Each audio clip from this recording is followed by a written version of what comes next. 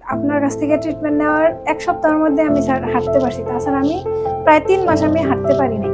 এই 3 মাসের যে একটা দুঃখ কষ্ট কি বলবো, এটা একটা চরম বেদনা। আমি ওকে বলছি আমরা জাস্ট শেষ এই স্যারের কাছে, গণি স্যারের কাছে যাব, উনি আমাদেরকে যা বলবে তাই।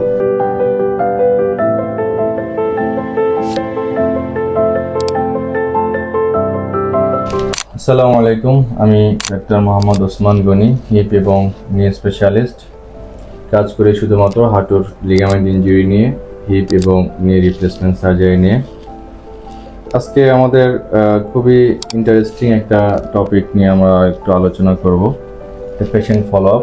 আমাদের আপা, লাবণী আপা আর ভাইয়া ওনাদের সরকারি কর্মকর্তা ওনারা।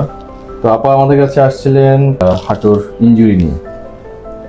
তো আপা আপনার কাছ থেকে আমরা একটু বর্ণনাটা শুনি যে আপনার কি প্রবলেম তখন ছিল।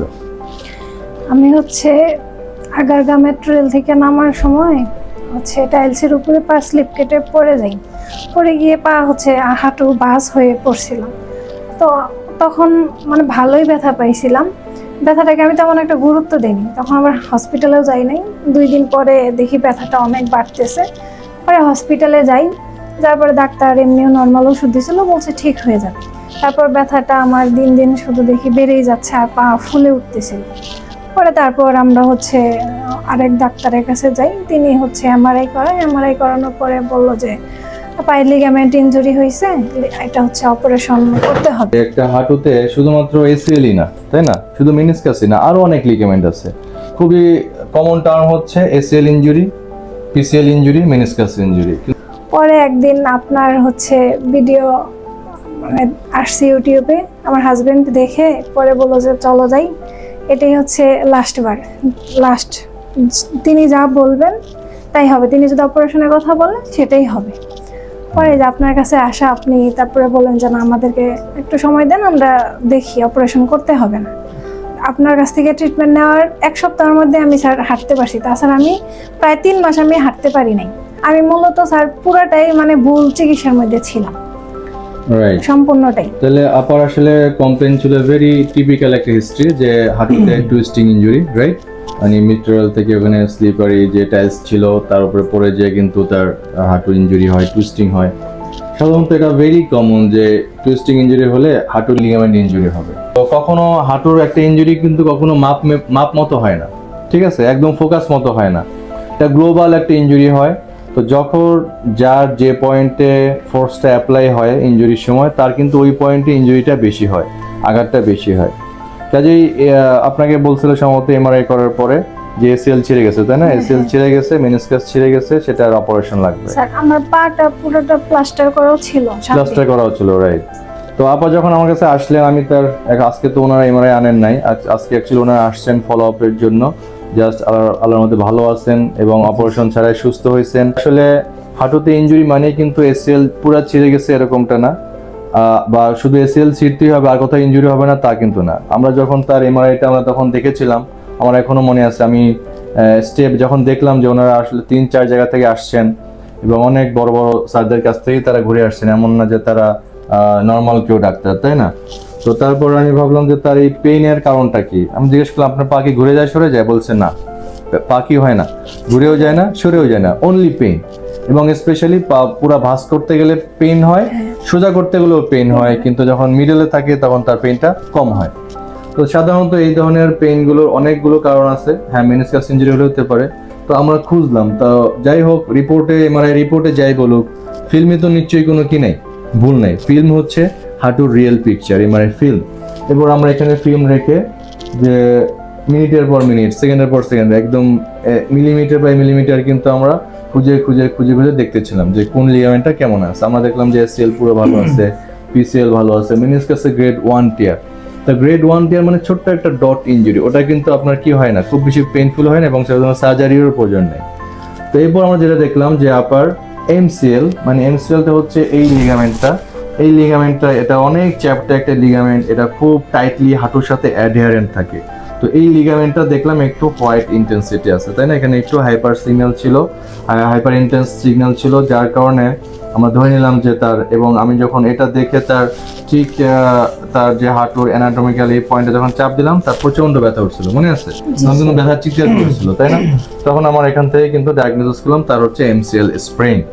এমসিএল স্প্রেনটা কি? স্প্রেন হচ্ছে লিগামেন্টে যখন কোনো টুইস্টিং হয় তখন লিগামেন্টটা পুরোপুরি ছিঁড়ে না, যে ওর যে ভিতরের টিস্যুটা আছে টিস্যুটা ক্ষতিগ্রস্ত হয়। এটাকে আমরা বলতে পারি থেতলে যাওয়া, ঠিক আছে? সাধারণত আমরা থেতলে যাওয়া বলি, যে লিগামেন্টটা ছিঁড়ে আলাদা হয়ে যায় না, দুই টুকরো হয় না, কিন্তু কি হয়েছে? থেতলে গেছে। থেতলে গেলে আমরা জানি আমাদের যখন কোনো পা মচকে যায় বা কোথাও চামড়া থেতলে জায়গাটা ফুলে যায়, পেইনফুল হয়, ঠিক তাই। তো এই লিগামেন্টটা থাকে খুব বোনসের সাথে টাইটলি লাগানো। যখন এই লিগামেন্টটা খুব থেতলে যায় বা এটা কোনো ইনজুরি হয় তখন এই লিগামেন্ট এবং বোনসের মাঝখানে কিছু ফ্লুইড জমে, তখন এই জায়গাটা সিভিয়ার পেইন হয়। স্পেশালি হাঁটু পুরো সোজা করতে গেলেও যখন দেখেন এই টাইট হচ্ছে, অনেক টান টান লাগতেছে, তখন এখানে পেইন হয়। আবার পুরো ভাঁজ করতে গেলেও দেখেন এই টান টান এই টুইস্টিং হচ্ছে, একটা এটার মধ্যে একটা টুইস্টিং হচ্ছে, তখন এই জায়গাটা কি হয়? পেইন হয়। কিন্তু যখন হাঁটুটা এই অবস্থায় রাখে, মিড রেঞ্জে রাখে, তখন কিন্তু তার বেশি স্ট্রেচিং হয় না, পেইনও হয় না। তার যখন আমার এই সিমটমের সাথে এই মেকানিক্সের সাথে যখন আমরা তাকে জিজ্ঞেস করলাম আপনার এরকম রকম হয় কিনা, তিনি বললেন তাই। তারপর আমরা কনফার্ম হয়ে গেলাম তার এটা ছিল এমসিএল স্প্রেন। এবং এমসিএল স্প্রেনে কিন্তু কি লাগে না? অপারেশন লাগে না। স্যার আমি তো আসলে মানে কি বলবো, আমি হতাশার চরম পর্যায়ে গেছিলাম। কেন? মূলত স্যার আমি ডাক্তার, সবাই অন্য ডাক্তার আমি গুগল করতেছিলাম স্যার, Right. যে বাংলাদেশের সব থেকে সেরা ডাক্তার কে, স্পেশালিস্ট, আমি সেখানে যাব, তার কাছে যাবো যাতে আমি একটা সঠিক একটা গাইডলাইন পাই, এবং সেটা সময় লাগুক, সেটা আমার সময় লাগুক, সে যেই হোক, যেখানেই থাকুক, যেখানেই আমার দরকার থাকুক। একটা সমাধান। এবং স্যার আমি তাই করছিলাম। আমি এই ওনাদের আমি নাম মেনশন করতেছি না, Right. আমি একদম খুব কষ্ট করে সিরিয়াল নিয়ে ঘন্টার পর ঘন্টা বসে থেকে ওনাদের কাছে দেখাইছি স্যার। কিন্তু ফলাফল কি হয়েছিল স্যার? 1 মিনিট 3 মিনিট দেখেই স্যার তারা জাজ করছে যে অপারেশন করাইতে হবে। এখন যখনই বলে অপারেশন করাইতে হবে তখন তো মানসিক অবস্থাটা ঠিক থাকে না স্যার। আমাদের দেশে আমরা ডেফিনেটলি এক্সপিরিয়েন্সড অনেক সার্জন আছে, এটা আমরা বলবো না, আমাদের অনেক বড় বড় চিকিৎসক আছেন, কিন্তু মেইন যেটা জিনিসটা আমরা কিন্তু কেউই ভুলের ঊর্ধ্বে না। আর যখনই তাড়াহুড়া চলে আসে বা খুব দ্রুত চলে আসে তখন কিন্তু মানুষ মাত্র ভুল হবেই। এমনভাবে অ্যাপ্রোচ করা হচ্ছিল যে আপনারা 1 সপ্তাহের মধ্যে অপারেশন করেন, না হলে কিন্তু মা ডিসকারেজ হয়ে যাবে, অনেক বড় সমস্যা হবে। সেক্ষেত্রে মানসিক ব্যাপার একটা থাকে আমাদের, যে Right. কোন পর্যায়ে গেছে। আমি ওকে বলছি আমরা জাস্ট শেষ এই স্যার কাছে, গণি স্যারের কাছে যাব, উনি আমাদেরকে যা বলবে তাই।